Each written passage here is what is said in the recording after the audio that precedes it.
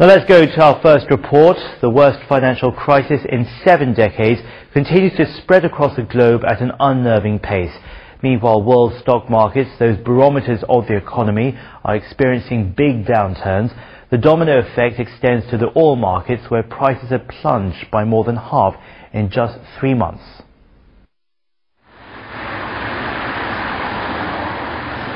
The conference has decided to decrease the current OPEC 11 production ceiling of 28.808 million barrels per day by 1.5 million barrels per day effective 1st November 2008. And if you have noticed, the stock market... The emergency OPEC meeting last Friday reached a swift agreement to chop oil production.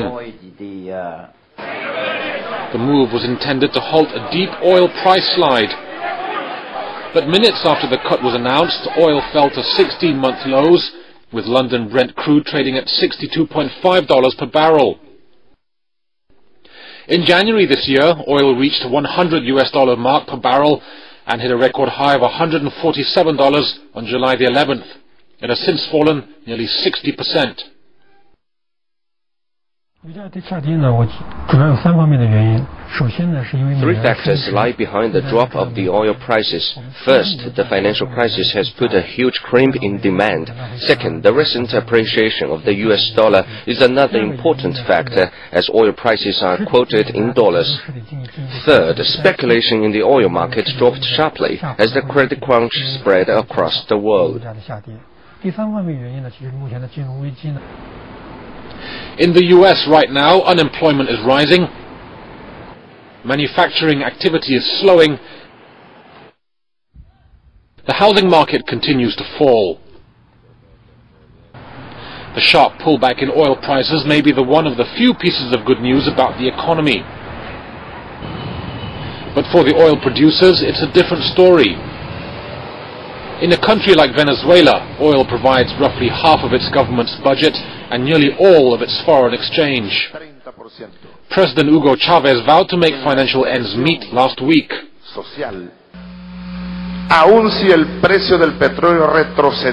Even if the price of oil drops to levels from 2006, when it was at $55 a barrel, you will have complete security. Venezuela will not be affected by this global crisis. You have security because we will continue growing socially and economically.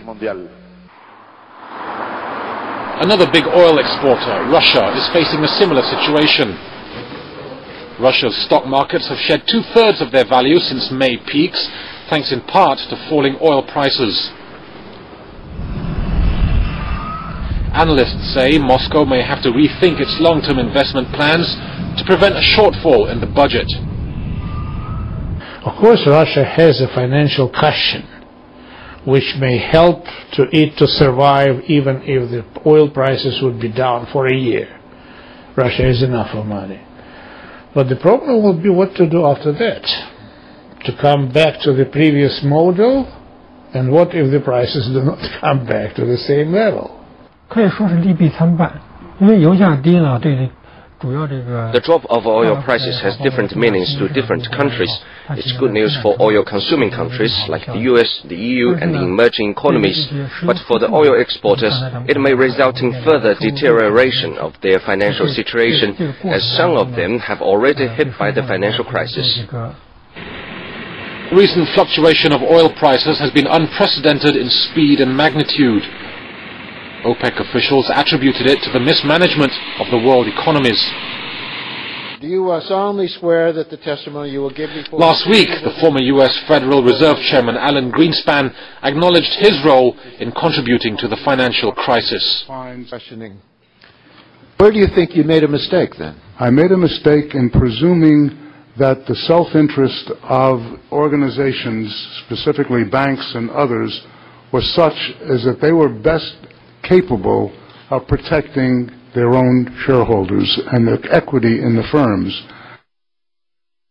As the Federal Reserve Chairman for 19 years, Greenspan represents U.S. financial power.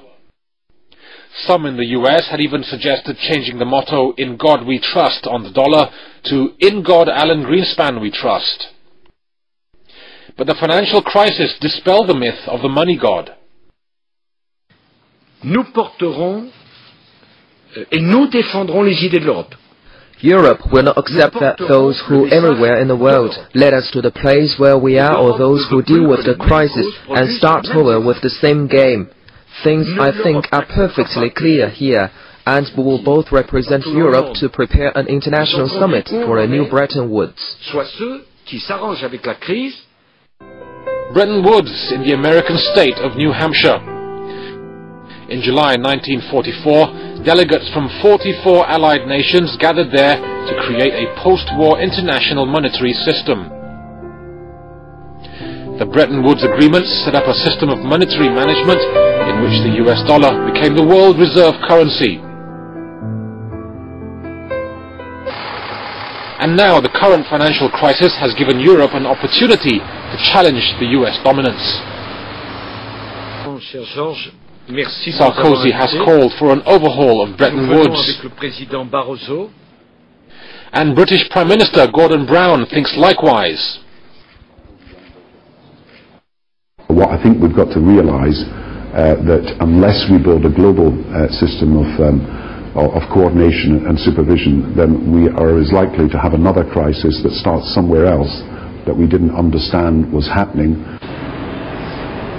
Washington has started injecting government money into its banking system and pumping whatever money is necessary to sustain the economy. But it still needs to pay $4 billion a day toward foreign debt. To a great extent, the current international monetary system was set up by the market. The dominance of the US dollar comes from the US financial power. Up till now, we haven't seen a strong substitute for the dollar. The financial crisis may not shatter the US status as a financial superpower, but it's surely eroded America's influence as a world leader. The interconnection of the world economy requires a greater extent of coordination. European Commission President José Barroso has put it bluntly. We need a coordinated global response to reform the global financial system. We are living in unprecedented times, and we need unprecedented levels of global coordination. It is very simple. We swim together or we sink together. Barroso points out a harsh reality the world is facing today. In a globalized world, it seems no one can escape from the once-in-a-century credit tsunami. Well, let's continue with that, because this month in Washington, 20 world leaders will gather to discuss the global financial crisis. It's a conference being described by some as a 21st century Bretton Woods. Building a better financial system for the new century won't be quick nor easy, but the world will be anxiously waiting for whatever comes out of the summit.